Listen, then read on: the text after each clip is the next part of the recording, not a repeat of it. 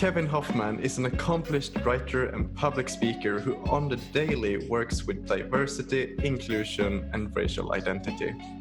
And being adopted into a white family, he is able to provide a unique and interesting view on the world and its challenges. And as he appears all over the United States, speaking to parents and professionals today, he has come to share his unique perspectives with me right here on the Just A Convo podcast.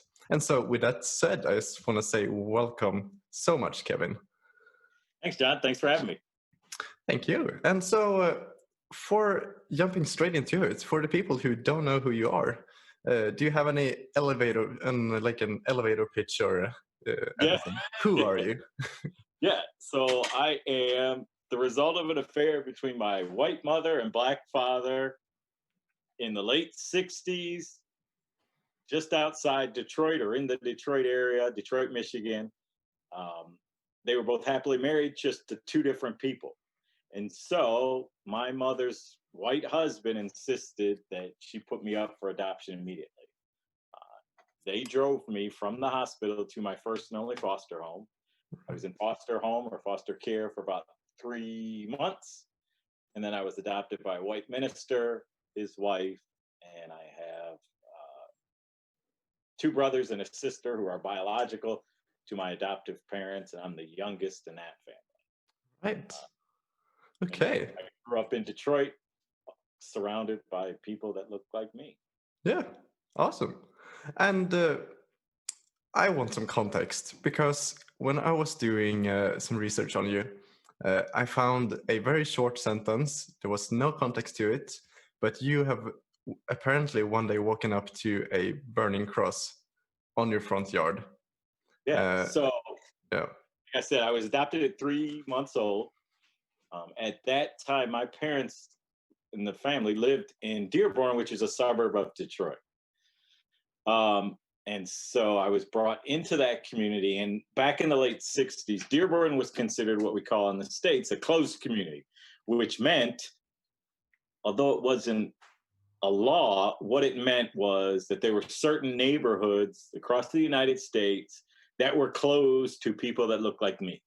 So people of color, quite honestly, real estate agents weren't showing us those homes. Okay. I got into that community simply because a white family brought me in. Right. And the response from that community and the church that my father was an associate pastor with, they objected very vocally and openly about the fact that this child of color was in their community.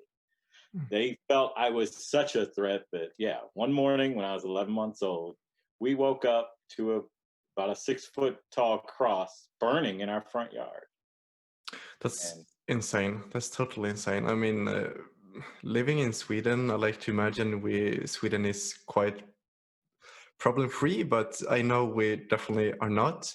At least in my own circles, there's been really no problems with racism or anything. So in my personal experience, I don't have anything to speak from. But so I can't even imagine, how does it feel to wake up with that cross? And that cross obviously symbolizes, well, in short, that they don't want you there. Oh yeah, that's exactly what it was. I was fortunate, like I said, I was only 11 months old, so I don't remember it. And my parents really shielded me from that. I wrote, a book about our experience growing up as this unusual family. And that was the first time, and I had started writing the book when I was in my 40s, late 30s, 40s. And that was the first time I heard about the whole cross being burned in our front yard. So my parents did a great job of shielding me from that ugliness that just surrounded us. Yeah. Have they ever retold how they felt at that moment? Oh, yeah. I mean, later on. Yeah. So, we've had extensive conversations about it now. And my mom had shared with me that, context, like you said, is so important. So this was 1968.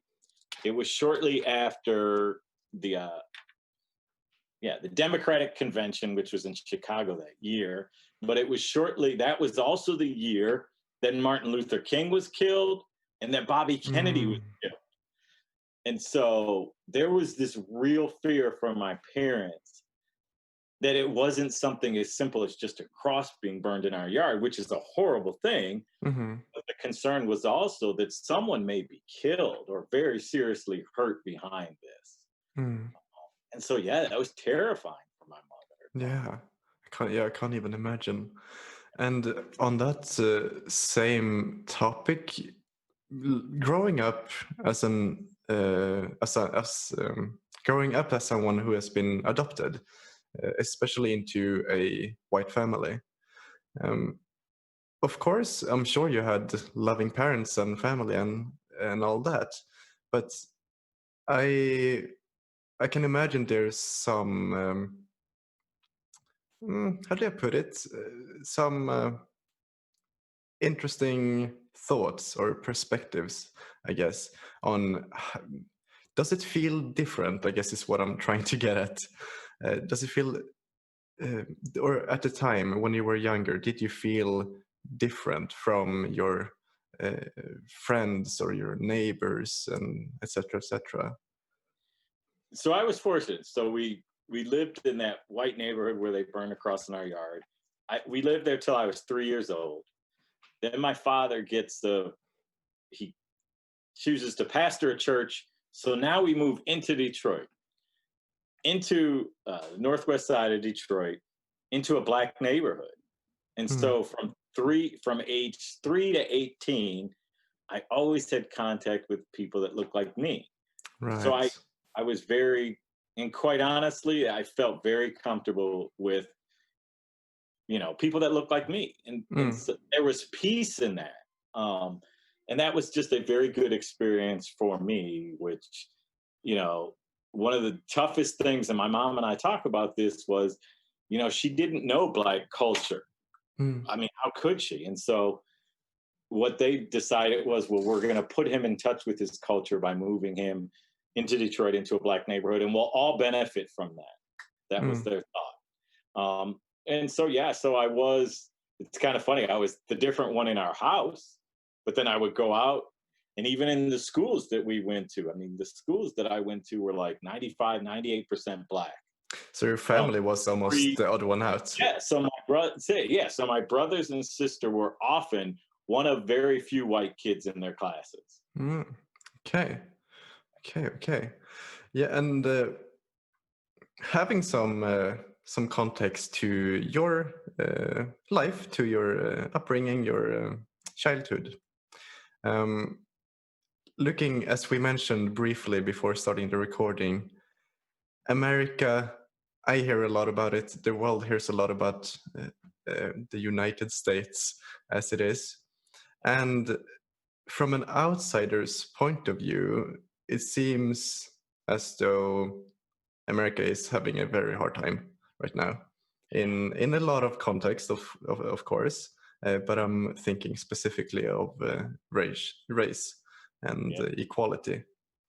And so, from the perspective of a colored man, how does it feel like today, right now, to be in a country as, uh, I guess, divided is a good word to use? Yeah. So again, context is so important. So like you said, so I was born in Detroit in 1967, 2 weeks after one of the largest riots that our country's ever had. Mm, And it was all based upon the same issues we're dealing with today. The black mm, community had finally said, we have enough, or we've had enough of the treatment that we're getting from the predominantly white police force. mm. So they responded. That was 53 years ago this August. Yeah. So heartbreaking to see that my life started in that, and we're still in it. We're Mm, still dealing with those same exact issues that I was born into. And yeah. so that's very frustrating.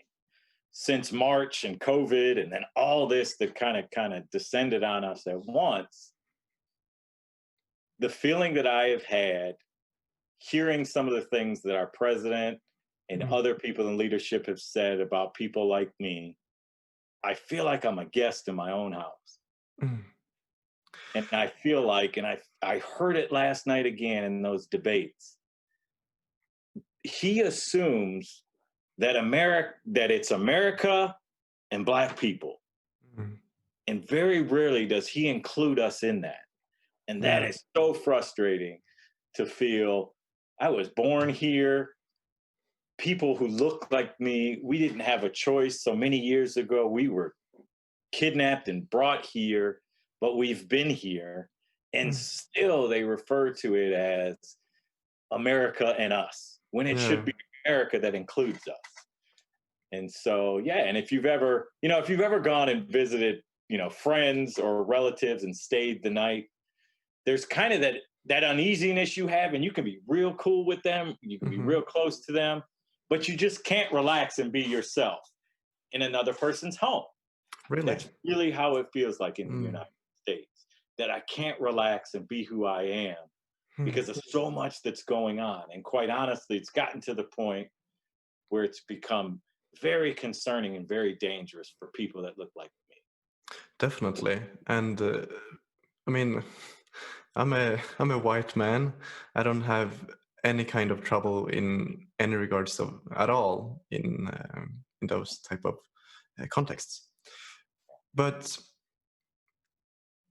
even around the world, I mean, not only America, not only Sweden, around the world, around the globe, we are seeing so many more people um, speak very vocally about how they have such a big problem with people of color or people of different heritage. And to me, that's insane. Yeah. How is that a problem? Why is that a problem? I mean, sure, everyone looks differently. Why, why is that something that should decide how to treat one another? Right. And sure, to me, that's insane and I condemn it, but there's a lot of people that don't. There's a lot of people that prefer to think in those ways.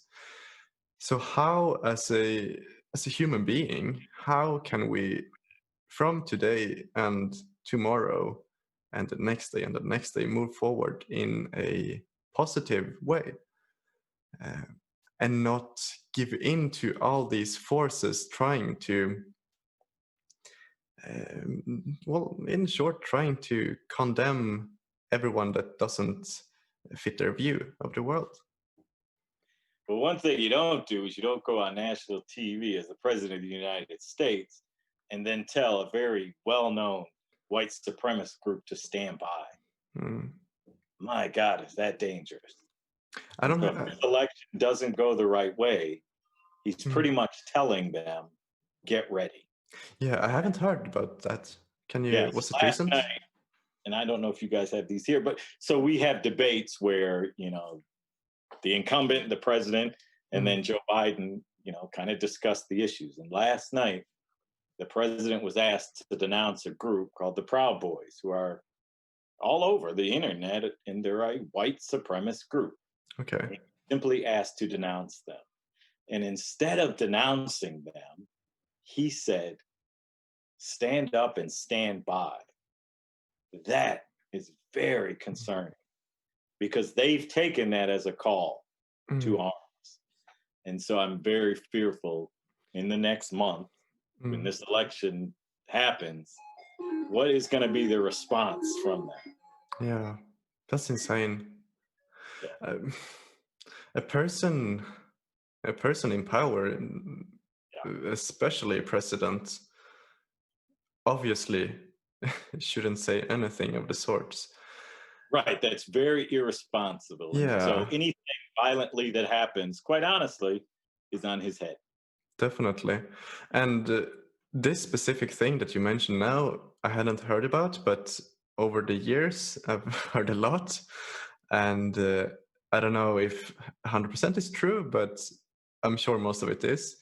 Um, having, um, if it's okay with you, we can talk a bit of Trump.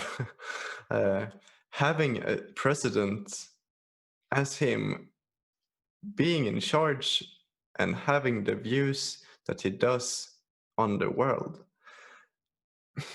How do you how can you deal with a person like that when, I mean, I remember before he got elected to be a president, that, I mean, I know, of course, he's not going to get, he's never going to become president. That's insane. I mean, We right? all thought that. Exactly, exactly.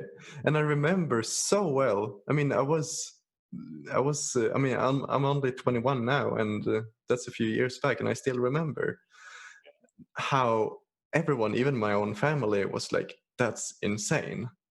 And sure, I mean, America is a big country and has influence around the globe, but a little country like Sweden, across the across the globe, when even we care about who got elected and why he got elected, then you know there's a problem, or there's something to talk about. Right. Right. And yeah, it's insane. I guess that's what I'm getting at. Yeah. And while right now it doesn't look like, or at least I hope, it doesn't look like he's gonna get reelected, but We said that 4 years ago. yeah, that's true. That's very true. Yeah. Yeah. So But that's yeah, but even then, in the future, there's gonna be more people like him, and I'm sure even worse people. And at some point, I'm sure there's gonna be another one elected sometime in the future. I don't think the bad people are gonna stop. Of course not. But how can we stop? This is completely spontaneous, but how can we stop a person with these kind of views getting to such great power? Um, yeah, what's your my thoughts on hope it? is we've learned our lesson from this horrible experiment that we've been going through for the last 4 years. Hmm. You know, you heard a lot of people said in the election 4 years ago, how bad can it be? Hillary's horrible. Let's put someone else in there that's outside of this, the Washington swamp is what they Hmm. called it. How bad can it be? I think we found out how bad it can be. Yeah. And I don't think we ever need to put someone like that. And you've also seen how much power one person can have, to Mm. the point where I think we all assumed that he would surround himself with people that would give him good advice and kind of steer him in the right direction, and that our system was made up so that he couldn't just run amok and just go crazy. Mm. I think we've learned that that's not true. You had Definitely. people in his party who refused to denounce the horrible things he said and he's done. Mm. And they allowed him to keep growing and growing. And it's just gotten so out of control. And so I'm praying we learned a huge lesson from this. Mm. We can't ever put someone like that in that position, because that position holds so much power. And Definitely. to the point where you can only check its power or put it in check so much. Mm. Um, and so, yes, I think I'm praying that we just learned our lesson and we're not going to go down this road again. Mm. Um, yeah, Yeah. and you had asked me earlier, and so let's get off Trump. And Right. so Yeah. you asked, how can we make it better? So we make Exactly. it better by um, just honoring each other's experiences. And this is the biggest thing when we talk about race and racism, is as a person of color, when I share that, I think I was slighted or treated differently simply because of the color of my skin, the response that I often get from people who don't experience life as I do is, no, you got that wrong. No, you're being too sensitive. It's not always about race. You just saw it wrong. And that's it's dismissing my experience. Mm. And simply, we've got to get on on the same page in this country, and say, okay, you may experience this country differently than I do. And that's okay. And you're still valid. Your experience is still valid. And I think Yeah. if we can get to that place, and I do a lot of work in in schools, Mm-hmm. universities, and organizations. And my biggest challenge is, how do we create this environment where the kid with the Make America Great Again hat or the Trump hat and the kid with the Black Lives Matter t-shirt can coexist? Mm. And how we do that is that each of those kids gets to express fully who they are. But that doesn't mean and what I tell the schools is, so contain that in your own 3 feet. How I believe, who I respect, that I can contain it in my own 3 feet, and that really has nothing to do with your beliefs. Mm. And I think if we can keep that separate and just teach kids to just respect each other and respect boundaries and honor each other's experiences, I think that's where we go. And we get away from this dismissive attitude of your way is wrong. And so I'm not going to give it any, it's not going to have any validity to it. Exactly. I love what you're saying because a lot of people on all sides, all views on the world, most, yeah, I think I can say most people, like you say, dismiss the other side's view, Yeah. regardless of which side it is, and there's obviously not going to be any kind of progress coming from that Right. when everyone just says, "Oh no, your view is wrong. My view is right, and you should stop thinking like you think, because I think the right thing." There's never going to be any kind of progress from that, Right. and I don't think that's I don't think that's something you're born with. I don't think anyone is born like that. I mean, looking at toddlers playing around, sure, they haven't formed any political views yet, of course. But toddlers and small kids playing together, they don't care about what the other person think. They're just having fun chasing that football or whatever. And But how? it's interesting in our society, we teach kids some pretty powerful things pretty early on. Hmm. And so here's a great example. I was on vacation. I was about to get onto an elevator, and I was probably 52 at that time with my wife who's black. And the elevator door opens, and there's little white kid standing in the middle of the door, and he's probably about 7 or 8, and he looks at me and will not get out of my way, refuses to move. Okay. And I thought about that, and I said, man, what are we doing as a country that we're teaching little white kids at that early age that they don't really have to respect people that look like me? Mm. And so I think we do everybody a disservice when we keep pumping into certain children and conning them into believing that they are the chosen one.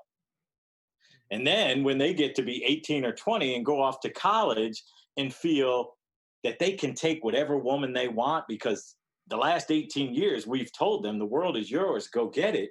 Mm. Then we can't figure out, why did this this young white male victimize this woman as if he owned her? Well, because you Mm. just spent almost 2 decades telling them they have every right to everything. That's one thing we've got to Mm. change. And what do you think we should tell those kids instead of telling Don't believe them? the con. Don't believe the con that you are the greatest thing since sliced bread. You are not. Hmm. And to make this thing work, you have to actively go out and do something to change that Hmm. so that everybody gets really a piece of the pie. There's enough to go around for us all to be happy. Mm. And yeah, so the big term that we use in the United States today is, we're kind of going through this shift, hopefully. And it used to be, white people could say, well, I'm not racist, but they wouldn't do anything against racism. All they Mm. had to do was go, hey, I'm not racist. It's not me. It's somebody else doing those horrible things. And I think now people are seeing that's just not enough.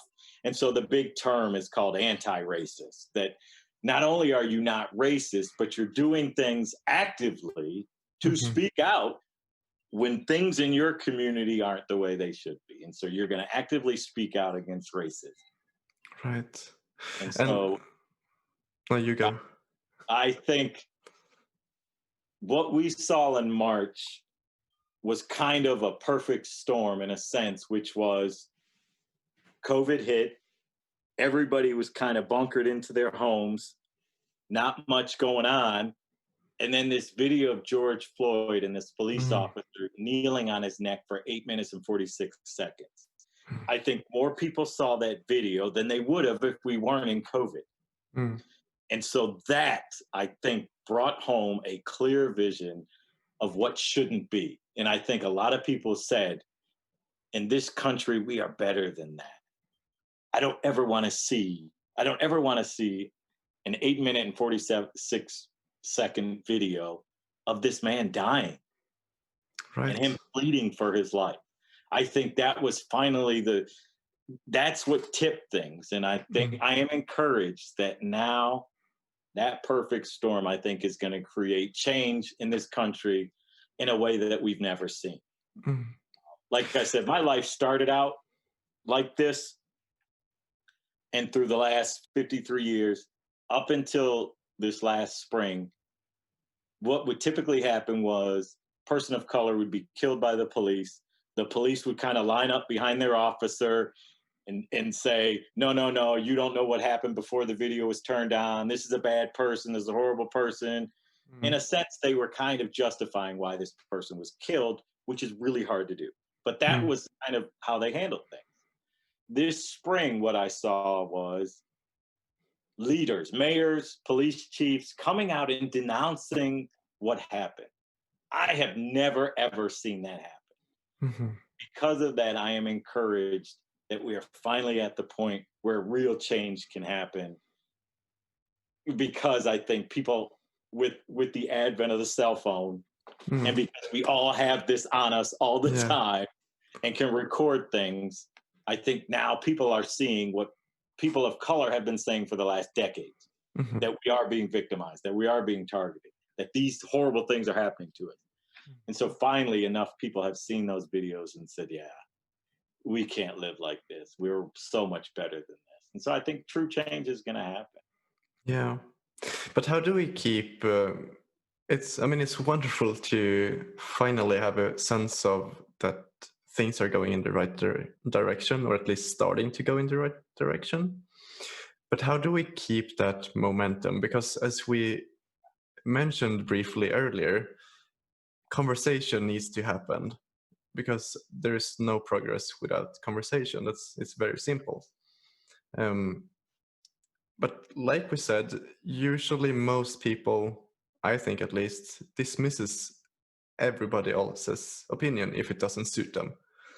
And Right. so, yeah, exactly. And so, how can you and me today, right now, make real change, or at least attempt to make real change in terms of opening up for discussion and conversation? And I think that's the power of diversity. Um, and I encourage people, man, just really stretch yourself and don't, in the States, we call it silo. Don't put Mhm. yourself in a silo where you only surrounded by people you like and who agree with you. Like that's the most dangerous thing about Facebook is, yeah, we Mm. just all go out and we just friend everybody that thinks like us. And Right. so then if someone comes in and has a different kind of thought, man, we just shout them down. We've got to do a better job of having open and honest conversations. And I think podcasts are great for that. I've Mhm. had some amazing conversations, not only in the States, but all over the world Mhm. about how we get this thing right. And it means being open to hearing how other people simply experience things Yeah. and simply say, man, like anytime you go through something that's painful, you go to people around you because you just want their support and you just want them to kind of help comfort you. And so as a person of color, when I go, man, I was treated horribly in that store that I was in, and I think it has to do with the color of my skin. Mm. I just want someone to hear what I said. I don't want to debate whether that happened or whether it was true or not. I just need to get that out. There's a great story I tell of when I grew up. I lived in that black neighborhood for a while. My dad gets a promotion, and then we moved to a white neighborhood. And the family directly across the street from us is this white family. And there's this kid in that family who's 2 years younger than me. And we hit it off right away. Mm. So, I'm short, I'm 5'4". He's 6'2", tall, skinny white guy. I'm the short, thick brown guy. Right. But the friendship that we have experienced over the last 40 plus years has been amazing. And I remember when I was little in that white neighborhood, and I was just feeling kind of hurt because this neighbor had treated me what I felt was differently, and it was simply because my skin was different. Mm. And I remember being real nervous about even starting this conversation with my best friend. Because really, this was a conversation that I understood could make or break our friendship. Mm-hmm. And so I stressed out about it for quite a while. And then I finally said, we got to talk about this. So I just simply said, while we were playing one day, I just said, hey, Mike, I think Mrs. Matz, the mean lady down the street, I think, man, she's just horrible to me just because I'm black. Mm. And this is where it was so key what he said. He just said, man, you might be right. You want to go shoot some hoops? And that's all I needed. I just needed someone to hear me. And that's the biggest frustration with race and racism as a person of color is just hear me. And when I tell you that, yeah, we're treated differently when we get pulled over by the police than your average white person, I'm not making this up. There's straight statistics behind all that. Mm. And so just hear me when I'm hurting. And that's the other thing. So everybody concentrates on so there's a lot of protests going on. And a lot of people will confuse protest with rioting and say they're the same. They're not. Mm. There have been a whole lot of peaceful protests that have gone on in this country. There have also been there have also been property damage. Mm-hmm. And there's this great activist out there, and her name is Kimberly Jones. And someone asked her, why are you burning down your own stores in your own neighborhoods? And she said, what we need to do is look at a country where people are so desperate, they feel the only way to get ahead is to break that window and take a TV because they've been so shorted to this point. Mm. And I thought, and she says, how about we concentrate on the whys instead of the what? You keep concentrating on the fact that a building burned, but no one concentrates on the fact that that building burned because a large portion of our population is in so much pain, they don't know what to do. Mm. And there's no outlet for that pain. There's no one like my friend Mike saying, man, that's horrible that that's happened to you. Yeah. And I think if you can look at it that way, from a compassionate point of view, I can't help but think the majority of people will go, yeah, I can kind of see why you're so angry. Mm. And I understand that. So what can we do to fix it? Yeah. I personally, protesting is great, of course. People should protest way more than they are right now. However, when anything, it doesn't have to be not only in like this context, in anything, when people's opinions turn into acts of violence, regardless of how that violence is portrayed, when it turns into any kind of violence, personally, I completely dismiss whatever they have to say. Because if you have an opinion and you want to change whatever it is that you have an opinion about, you can't go about and do any kind of violence, because I'm not going to listen to you then. Never, even if I wanted to. I'm just not. I don't know, it's my principles. Yeah, you get what I mean. And how can, I guess it's the question I keep coming back to, but how can we go back to having a conversation, stop these people from letting their rage, because there's obviously a lot of angry people for a lot of very valid reasons, but you can't let these emotions take over and just lash out on, for example, burning down a building. uh, that's not gonna bring any kind of change. The only thing that it's gonna do, at least in my opinion, is it's gonna distance you and whatever other side it is, uh, and make it even harder to have an actual conversation. um, that's my personal take on it. I know there's plenty of people that uh, believe that there needs to be some kind of shocking acts in order to get people to listen. But I don't know, what's your take on it? Do you believe that there needs to be some kind of, uh, I guess, violence is one way to call it, or shocking happenings, events for people to listen? Or can there be a casual conversation that There can results be in a change? conversation, but there's a couple things. So Mm-hmm. there can be a casual conversation. Large majority of the protests have been nonviolent. Mm. It's kind of skewed. It makes us feel like, man, every day in the United States, they're burning buildings. That is not Mm. true. And that's become part of this president's campaign strategy. Mm. Get everyone to think that this country is burning and that they do need to fear for their lives and they need someone like me who can restore order. Mm. One, that's not happening like that. And so I just wonder what countries outside the US think is actually going on here, because it's not the way it's being portrayed. Also, you pointed out that, yeah, the violence diminishes the message. I Mhm. totally agree. Understand there are people that don't want that message out that also understand that. So they know, if I go to this peaceful protest and just start a Mm. problem, I have now changed this message. And what and I'm in lockstep with our president. So now I'm proving our president's point that these people are dangerous and violent and we need to put them under control. Mhm. And so I think a lot of things are being manipulated to look a Yeah. certain way that may not be. I do agree violence isn't the answer, but I also understand. I used to tell my kids when they would come home from school and they'd be so frustrated, with a fellow classmate, and my son would say, "Man, I just asked him if he could move out of my way, and his response didn't match my request." And so my son would say, "Hey, could you please move?" And the student would just go crazy. I mean, he would go from 1 to 10 right away. Mm. And I would tell my kids, where do you think that comes from? Because that response didn't equal that action.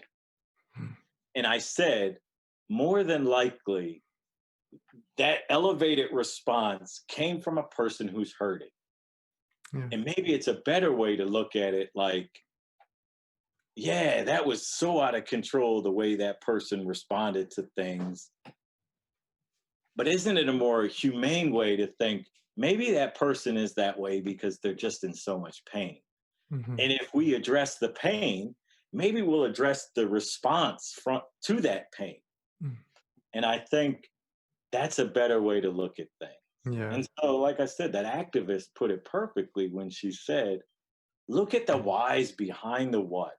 And when everyone starts to say, all you're doing is burning down buildings, do you understand that that building burned in response to a person who should not have been killed? Mm. And so, what you're saying is this building really has more importance than this person who is now dead. And that doesn't sit well with people Of who course. are trying to get change. Um, and so, yeah, it's frustrating as a person of color because there's more outrage behind the target that just burned versus the fact that this cop sat on this guy's neck for 8 minutes and 46 seconds. Mhm. And so I think yes, violence is not is not justified. Um, but I understand where that comes from. There's a deep, and this is decades. There's Mhm. decades of issues behind that. It's not as if a group of people just woke up one day and said, "Man, I need a new TV. Let's start a riot." That's not where this is coming Mm-mm. And from my this it's very spontaneous. From are you familiar with a person called oh no, I lost his name. What is he does a show on YouTube called I know what is it called? He have conversations about very controversial topics. Change my mind. Are from. No, you're not familiar? Okay. Well, it's a show on YouTube, very popular. He is uh, a controversial individual, but he provides some very interesting conversations, regardless of what you think of what he talks about. mhm, And one video that I remember just now when you started speaking about that there's so many years of problems building up to where we are right now.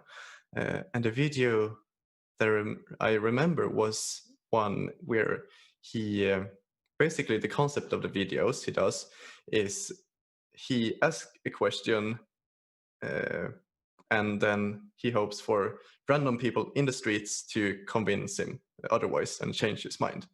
And so mhm, the question he asked this time was, do you think that slavery and everything associated with it is something of the past? Is it time to get over it? mhm. And is it something, yeah, that's in the past and we have problems right now here today, but slavery is not one of them? And I don't know, I have no idea if you have any kind of opinions at all on this, but I guess I'm super curious to hear in a real one-to-one conversation if this is something that should be, or if it's time to get over slavery and everything that's associated with it. I'm just super curious to hear. Yeah, so I often compare that to if you're in an abusive relationship and your partner beats the crap out of you every other day.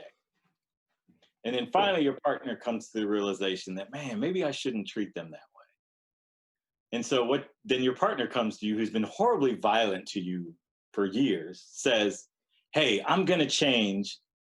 Let's totally forget about all the horrible things I did to you in the past." And the person who's been brutalized goes, "Man, if we don't address that past, I have a hard time moving forward." Mm. And that's our problem in the United States is we've never addressed that past. And really, we've kind of whitewashed the brutality behind slavery. If you've never seen the movie 12 Years a Slave, there is a piece in that movie that horribly depicts the brutality of slavery, where one slave is asked to beat another slave Mm. for I, stealing ha- soap. mm. I haven't seen it, but I've heard a lot of good things about it. And it took me months to watch that movie because I knew it was going to be hard. And it changed me. And I encourage everyone to watch that movie because we kind of just want to whitewash slavery and go, no, we just brought these people over to help us with our crops. Mm. And they did it and they were nice and it was cool. There were a few that were kind of rowdy and, Harriet Tubman kind of led them up north, but still the North was so much better. Well, that really doesn't depict the brutality of slavery. The fact that, you know, families were literally ripped apart. Um, Mm. and so we've never addressed that injustice that was done to one group of people. Mhm. Um, we need to do a better job of that. And we need to talk about that. We need to have those conversations about that. And then we also need to understand that financially, the United States is as strong as they are because you had so many years of free labor. Of Mm. course, you catapulted yourself so far ahead of a lot of countries because you had this unlimited resource that you were using to push out your crops in your in your produce. And Mm. so that's what people don't understand is like when slavery ended, the promise was each slave family would get 40 acres and a mule. Do you know what that would contribute to today? Like if each slave's family got 40 acres of land, because land is so expensive and powerful in the United States, do you know what that would have done Mm. for communities? And that promise was never given. And then you move into, after slavery where, we couldn't get ahead. I mean, people will argue that, our most prosperous time was right after slavery Mm. because we were the ones that had all the skills. And so we were so needed because we did all the work. And Right. so you couldn't function without us. But we were still taken advantage of that way. And then, and when we did prosper, there were cities that were created by Black people that were very successful that were burned to the ground. Really? Yeah, Hmm. and I'm from Detroit, Uh-huh. and there's a neighborhood. It was called Black Bottoms, and it was a successful upper middle class Black neighborhood. And when they chose to put in a large freeway, I-75 that goes from Florida basically all the way up north, just by chance, they chose to put that freeway right through Black Bottoms neighborhood in Hmm. Detroit, destroying that neighborhood. Yeah, that's not a coincidence. Yeah, not a coincidence at all. And there's No. other cities across the United States that's happened with that same freeway. And so you have to look at everything involved in that and Mhm. say, man, we did kind of slant this system towards a certain point of our or certain segment of our population. Mm. And so Yeah. it's not just, well, we just kept them, against their will for a couple of years. No, there were systemic things that were done and are still being done to keep us behind. Mm. And so that has to be addressed. And it can't, yeah. So, yes, that happened so long ago, but we're still feeling the effects of that. Mm-hmm. Yeah. Yeah, it's an interesting, at least to me, it's a very interesting question because it's one that I've heard being debated, and personally, I completely agree with you because obviously there's a lot of things still happening as a direct effect of slavery and everything Yeah. that has happened. Yeah. So you got all this, this big thing that caused a whole lot of pain. And then you have people telling, just get over it. Mm. And it's just not that easy. Mm-mm. Of course not. Yeah, and and sort of. and Mhm. and the callousness of that statement makes it even more painful. That yeah, we caused you all this pain. Our country in the past has caused all this pain. But man, just get over it. You're being too Mm. sensitive. That causes even more pain. Yeah, of course. But why do you think that? Do you think it's? In my mind, I can only see it as ignorance that um, a lot of people find it um, find it weird that or odd that Black people and people of color can't get over this thing that happened. Uh, do you think that it's just a lack of understanding, ignorance, or just people don't really care? Because from personal experience, I'm like I've, like you can see, I'm a white man, and I don't have any kind of problems with racism. Obviously, uh, personally, I mean, targeted towards me, and funnily enough, uh, when I think about it, almost all of my friends are white too, so I don't really have any kind of, I guess, first-hand experience with racism. I, Mhm. the only way I touch it is through media and so on. But why do you think that a lot of people just dismiss it so easily. Yeah. because because of the way we were taught. So it's, if you look, especially in the States, if you look at how we were educated. Mm-hmm. So I can remember going through school and what we covered in history. And really, the only time someone like me was mentioned was as a slave. Hmm. And I could count on my hand the people of color that I studied growing up. So it was like Frederick Douglass, Harriet Tubman, Martin Luther King. Uh, and so so you have to understand the true impact of slavery. So you've taken this group of people from their country, brought them to this new country, totally cut them off from their country of origin, didn't teach them anything about their country of origin or who they were or who they are. And then you educate them and teach them that people like them did nothing to create this great country you're in. And then you can't figure out why we're mad or angry or frustrated, or that we don't see the power that we have. And it's because systemically you've erased us. You've erased our greatness throughout history. We need to do a better job of teaching little Black boys and girls that you are descendants of royalty from Africa. And I think if you can raise a child that way, they grow up to be very confident people.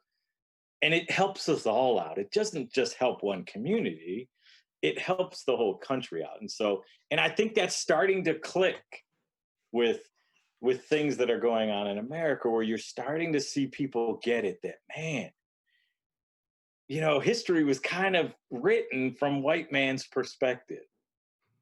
And so that's why we get stories like, well, Columbus came to America and just discovered it.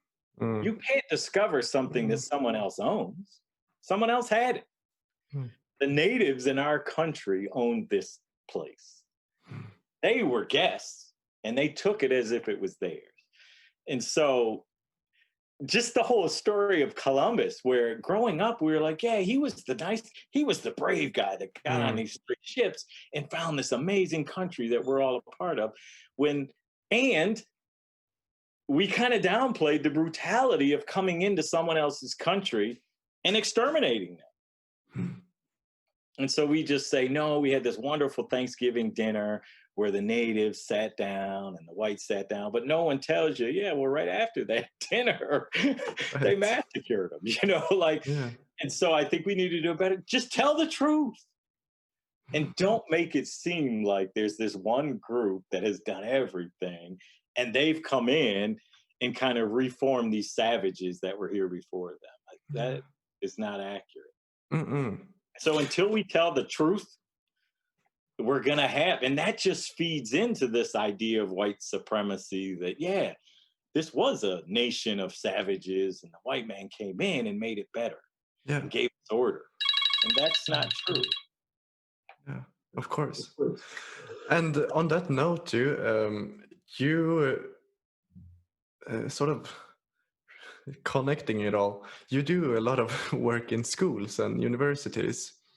And when you speak of that we have to change the conversation around these great people, or so that were taught, I guess, what is it that you're trying to accomplish in these schools and universities that you speak in? And why have you chosen specifically schools and universities to get your message across? Well, I think it's important because, again, it starts there. If we can educate kids differently, we don't have a lot of these problems. And so, and it's not just, you know, it's telling the truth. I thought, so I just recently saw Hamilton, the musical, and I thought, wow, Lin-Manuel did an amazing job of showing people that we consider heroes, but they were also flawed. And that's okay. They did a lot of great things. Um, and so I thought that was important. I think what he did too was also show the contribution of more than just whites. And he did a great job of showing the power of women, pointing out that people of color were involved in some of the changes that went on early on in this country. And I think we just need to do a better job of that. That benefits us all. Mm. I have a son that just graduated from the university here, and he was sharing with me that in one of his classes there was this one. It was a young white guy, and this young white guy had grown up in a white community, went to a white school, went to a white everything. He was surrounded by people that thought exactly like he did. Mm. And so then he steps foot onto this large university where there's people from all over the world. And so now everyone's challenging the way his little town thinks. And my son said, so we're in this class, and it's a class that's encouraging us to think, to, kind of debate things. And this kid is trying to debate on topics where he only knows one answer. And my son said he struggled horribly in that class. And that was a result of the fact that no one had ever challenged not only who should be in his life, but no one ever challenged the way he thought. And so that's a great example that diversity and inclusion doesn't only help people of color or the LGBT community, it helps everybody. That kid flunked that class because he couldn't handle so many people challenging how he thought, because that had never happened in his life before. And so because I work in schools, I wonder, was that the school that he went to, the high school that he went to, is that really what they wanted for their student? To not be able to function in an ever-changing world that is getting more colorful every day. And so my message to schools is, we've got to create an environment where all kids can be comfortable and thrive. And if you just give them one view of the world, when someone counteracts that view, that can be very tough for a young person. And we saw it with that one kid. So that's a great example of to why diversity is so important for everyone. And honestly, I get that question a lot. Why is this so important to you? Because I am the result of an affair between a white woman and a black man, born into a city that was literally at each other's throats because the races couldn't get along. That is my DNA. And so there's something in me that says, we got to get this right, because the two races that you're made up of are doing this. And somehow we got to figure out how to do this. Because I'm an example that the races can't get along, because physically, I'm living that. And so that's why it's so important to me that we reconcile these differences, because I am a part of both. And so part of my job, and I take that as part of my mission, is to somehow figure out how we can have these tough conversations and walk away from the table saying, I might not view things the way he does, but he's a good dude, and that's okay. From personal experience, I know we're running low on time here, but from personal experience, I love hearing other people's opinions, other people's views. And that's like 90% of why I'm doing this exact podcast, because I want to talk to people like you and other individuals with views that I've never heard before, or views that challenge my own. Because at the end of the day, that's how I can evolve and move forward as an individual and become something better, regardless of what that is. And it makes you better. That's the point, right? Yeah. And that's that's the beautiful thing about diversity and evolution is, maybe 5 years ago, I thought totally different on certain things. And that's okay, because I'm evolving. Exactly. Yeah. And I guess sort of rounding this off a bit, do you have one specific today, right now, this moment, this second, one single tip for an individual that is today very close-minded and is starting to realize that he or she is, do you have one single tip or trick or thought or opinion on how that person can open his mind? It just expose yourself. Mike, my best friend, we actually used to train together and do, and when we walk into these schools, we would do it together. And he did a great job of saying, and we've given this assignment to some of the schools we worked with, which was, so over the next month, we want you to just sit down at lunch, dinner, whatever, with someone who doesn't vote like you, spend money like you, or think like you. Mm.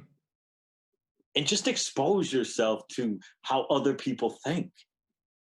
That's all we're asking, because it's really hard to hate the guy you don't know. Yeah. But like I said, if you can walk away from the table going, man, we don't agree on this, we do agree on this, but in the end, he's a kind of a cool guy. I think that's where we get change and growth. And so, and the hope is that they both then go back to their group and go, you know what? Yeah, we think differently, but that doesn't mean they're bad. It doesn't mean that we can't have some kind of relationship and help each other. Mm-hmm. Yeah, that's a wonderful way to end it. Yeah. I'm sure you have some kind of thing to promote, a website, a socials, or anything you want. Yeah. So the book I mentioned is called Growing Up Black and White. It's a book that it was interesting when I wrote the book. Initially, I thought, yeah, I'm just writing this book about our crazy, colorful family. By the time I finished the book, it was very important to me that I just wanted white people to read the experience of a person of color in the United States. And so in the book, what I did, and hopefully I succeeded, was I just told all these crazy stories about me and my best friend growing up, or what it was like growing up in Detroit in the 70s and 80s, and all the fun we had. But in between those fun and crazy stories are just these points of, yeah, but in this story, this is how I saw it as a person of color. This is how I experienced it as a person of color. And my hope was that throughout me telling all these stories, you get to like me, but then, and by liking me, that then means you open your ears to hear about my experience. And I just hope that the book succeeded in that. So that's what the book does, and it addresses race, but not in a very confrontational. So the book is called Growing Up Black and White. The website is the same, growingupblackandwhite.com. Or you can find me, the website is also under my name, kevinhoffman.com. And it's the German spelling of Hoffman, one F, two N's. Yeah, you can find me there. There's a bunch of examples of speeches and the work I'm doing. And that's where I am. Awesome. And I'll definitely make sure to put those links in the description of wherever the person listening to this is finding it. And so with that said, I have to say thank you super much, because I thought it was so interesting to speak with you. And I definitely got a lot out of it. And yeah, thank you. Yeah, thank you for having me.